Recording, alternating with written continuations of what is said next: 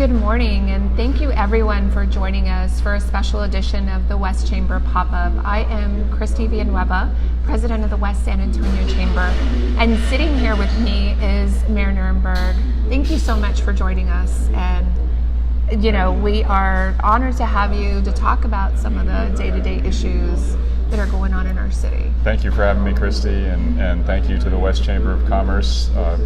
You all continue this incredible upward trajectory of being one of the elite organizations of our city. Congratulations. Thank you very much. We are doing our best. We are working like crazy. So, in our conversations, just to update the audience, and we have about a 15 to 30 minute session. We get right down to business. We are very frank in our conversations, and we really talk about how we feel about our community and what's needed, and we definitely ask for help from our neighbors, chamber members, or just chamber friends. We like to ask what's going on.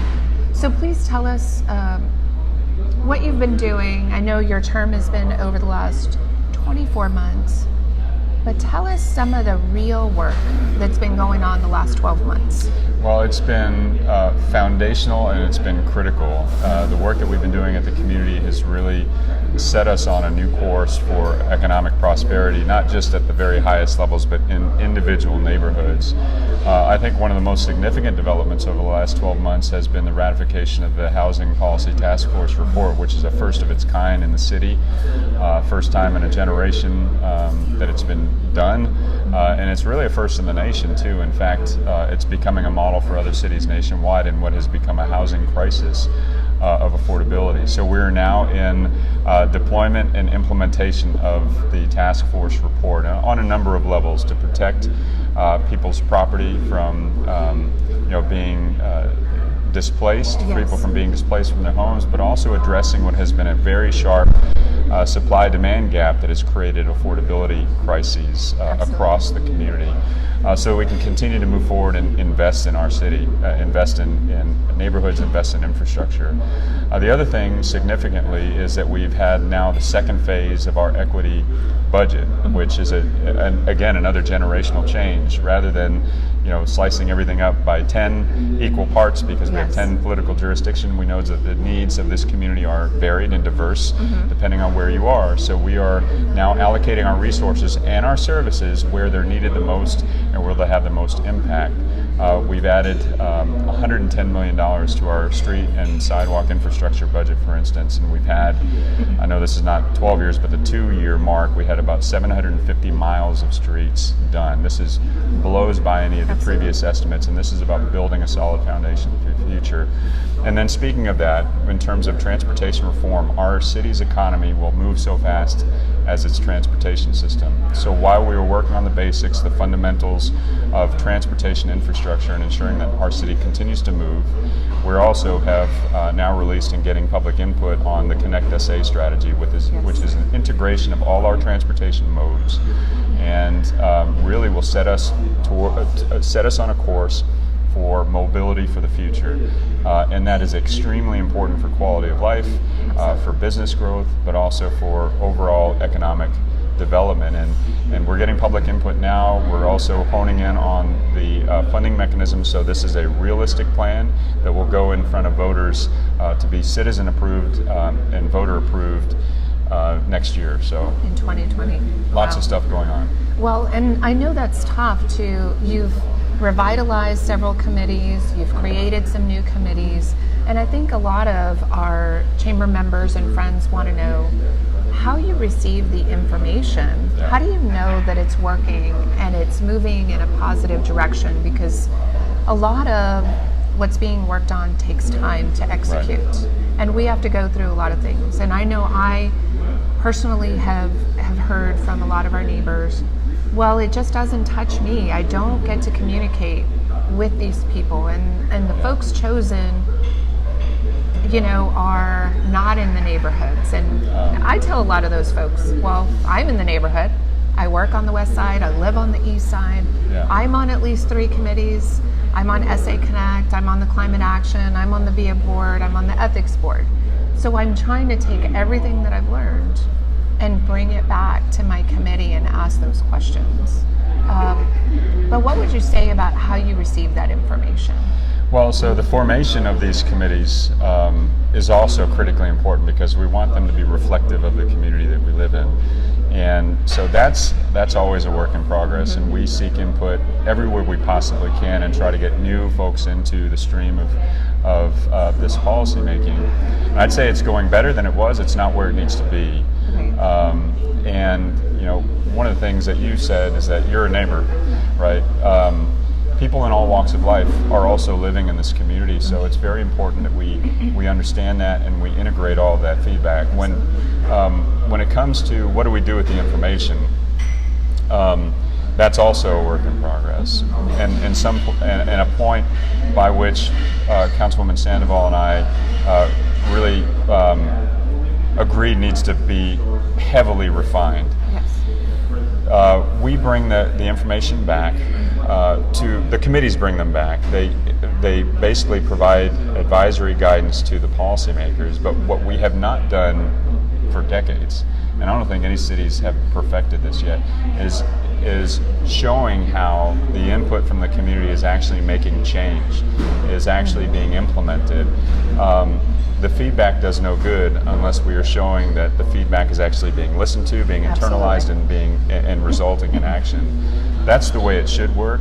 The way it works currently is a little bit of that, but what's happening is that there's a lot of policy making that occurs that I would say is better because of the committee process and the public feedback, but needs to be shored up, and we need to establish a new public participation protocol for that. Absolutely. But I know the staff is very helpful because I interact with your staff, I interact with Councilwoman Sandoval's and Councilwoman Gonzalez's, and even sometimes outside of my area, be it the West Side. I speak with Councilman Perry quite a bit, and so I'm trying to gain that information from all sides. So we understand UTSA is on the verge of this phenomenal change, and I've seen the renderings from UTSA, and it's wow, this is really going to change the face of San Antonio. So that's the positive. It's going to give a lot of opportunity to these kids, the kids that are growing up, unfortunately, in front of the computers and the games. They're going to have a place to be very useful, and to be able to focus their passions. The downside of that is displacement. And I know that the Housing Task Force Committee is working towards that, but there's also several other groups that the Chamber is participating in. We have the Esperanza Center. They have a group. We have the Neighborhood First Alliance. And there's 3 or 4 others, and we're trying to hit all of them. Yeah. I believe Westside Development Corporation has a spinoff. They received a grant from the city, and that's the Westside Business Alliance. We're participating there too. Now, does that information come back to your office? Because I know we have very intense conversations when we're there. Yeah. But how do you get that information? So wherever the policy planning is in terms of the council office department level or the city staff, the impact and the input and the feedback is brought there for implementation. When it comes to UTSA, I agree wholeheartedly. This is one of the most transformational things that will happen to our community. In fact, what's happening in the higher education space is what's happening at Texas A&M, Alamo Colleges, UTSA, St. Mary's, Our Lady of the Lake. All of these institutions are creating some pretty transformational moments for our city. What we have to do is capitalize on it, but in a way that also protects our community from the potential negative consequences. So you mentioned gentrification, displacement. The primary takeaway from the Housing Policy Task Force report work over the 18 months preceding its ratification was that we can't create policy unless we include the community. Yes. We can't have 5 people in a room all by themselves making up the policy and then deliver it to the public. It doesn't work that way. So we had literally thousands of people overall come to meetings that were scheduled throughout the year, provide impact, help us to understand what the real issues are, what the remedies should be, and that is how the report was finally consolidated and drafted. Now we get to the hard part, which is implementation, or the harder part. Yes. What we have to do is ensure that that whole committee process wasn't just about policy making, but it's actually about the delivery and the implementation of the report. That's where I don't think we've gotten it quite right. So what we've done over the last few months is we reformed the Housing Commission as kind of the primary citizen commission to oversee the work of the Housing Policy Task Force report. Okay. We also have other organizations that are sprouting up, like SAHOC, San Antonio Housing Oversight Committee, which is a citizen-run, citizen-led committee. We have other organizations that have existed for a long time. COPS Metro, Esperanza Center, Texas Organizing Project. All these organizations are now providing us very important feedback and course correction about, you got to go faster here, you got to slow down on this. What we have to do is recognize that even though it doesn't come from a structured committee, it's valuable input. Absolutely. So one of the things that we did after some really heavy meetings at COPS Metro, for instance, is we accelerated the displacement process, the displacement study and policy making. We're moving forward on that because it was part of the plan for the Housing Policy Task Force report, but it wasn't moving fast enough, and COPS Metro pushed us, and we're doing That's it. But, and more directly to your point about how do we protect displacement in the midst of this incredible new development, that was the reason why we had to ensure we got the risk mitigation tool done early, because that becomes our safety net. We've refined it from there because it needs to also be a proactive tool to be used to prevent the worst from happening. But it has helped, and the recognition again being that during the implementation phase we need to have citizen input, robust citizen input that is influencing the development and the process. Absolutely. Well, I know that we see this a lot, and we're hoping, as I'm talking to the different neighbors,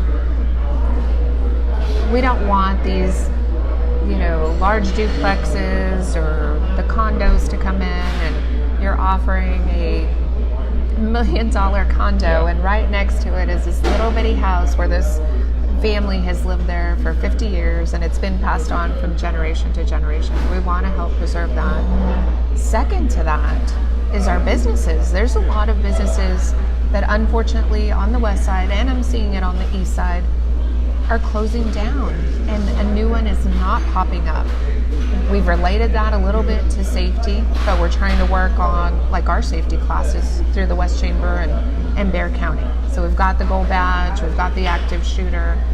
We're having important conversations about that, but there's still more, and we want to help support those small businesses so they don't leave, or that they have options to maybe relocate in another area. But still support that. Still support UTSA. We have a lot of kids coming in that will be there, and we're trying to find that delicate balance, and that's what it is, a delicate balance. And your first question was what are the significant accomplishments of the last 12 months? One thing I didn't discuss, but I think is fundamental, but it's more pertains to the business community and what you're talking about, is we have we've revamped our economic development strategy. And it's something that is often below the radar, but we've now used our equity focus to influence how we're doing economic development priorities, meaning that we are focusing largely on the small business community. How do we make sure that entrepreneurs, startups, small businesses that are locally owned can thrive here in San Antonio, whether it's the ability to get infrastructure repair, even below ground infrastructure repair more reasonably, so that there's capital available, because 97% of employer-owned firms are small businesses. Yes. And we're focusing them in the right areas. The other thing that we're doing is we're ensuring that small businesses who can grow, who want to grow, have access to capital. We want to ensure that they're hiring from within, so there's opportunities for workforce development, but also for local hiring. Right. All those things are underway. When I hear that there is a small business that's shutting down, that isn't coming back, I want to make sure that we're doing the postmortem on that to make sure that we haven't let our investment priorities get in the way of our small business priorities, and that everyone is essentially talking to each other. But Absolutely. we're focusing on access to capital, access to space, which is a big concern for many. Activate some of those vacant storefronts that are available for potential small businesses, and move forward with a more small business-minded economic development strategy. Well, the good thing is I know the Mexican American Unity Council is working with some of those legacy businesses to get their paperwork in order, because some of them don't have their deeds or they don't have other paperwork necessary. And so we're trying to impact that. But realistically, it takes all of us, all our organizations, to kind of come together and participate and give that helping hand. We also know that there's other organizations that are helping to support, like UTSA Small Business Office. They help support at a different level. We have other emerging businesses that are going from the very small 2 employees and under to 50 employees. And that access to capital is very important to us. So we're opening those classes to them. Loan buy downs, training opportunities, mentoring, access to city contracts, so that locally owned small business firms have increasing access to those capital opportunities through work and to prove up their abilities. We've reshaped our priorities, and I'm happy to say that when Sebeda was formed, 93, I guess, somewhere around there, it was about 10% of city dollars, city contracts are going. Now it's 53%, and we can do better because we're still, being mindful of the disparity study, making sure that we're lifting up the small businesses that are showing opportunity, showing willingness and ability to grow. There's lots of issues that we have to work out along the way, but the city has got a small business focus, and it only will improve as we move forward. And I think with a lot of these committees, Sebeda being one of them, you've got some great people on that committee. They're making sure to get you the information, and I know I've seen that over and over. It gets to you, and it's just that execution that not everything is perfect, but we need to work on it. Absolutely. And we need to continue to push. So I know a lot of the small business owners that we deal with, I hear their frustrations, and I see it's about putting food on the table for them, for their families. I can empathize with that. I go through that in my own household as a small business owner. So it's a struggle. Well, starting a business, owning a business, running a business is stressful in and of itself. It is frustrating, especially as you go through the early phases, I know. So we want to make that process as least burdensome as possible, whether it's a permitting issue, whether it's a infrastructure issue, whether it's just a simple access to capital, zero interest loan issue. We want to provide those opportunities because we know, especially with the San Antonio ethos, a small business that thrives in San Antonio will run circles around other businesses that would seek to move here. Absolutely. They're definitely more flexible and can do more. So that's what we appreciate about our small business owners. So we've almost come to the end of our time, but this really goes back to, at the end of the day, we've got to participate. Each and every one of us, each and every neighbor has to get out there. We've got to get involved.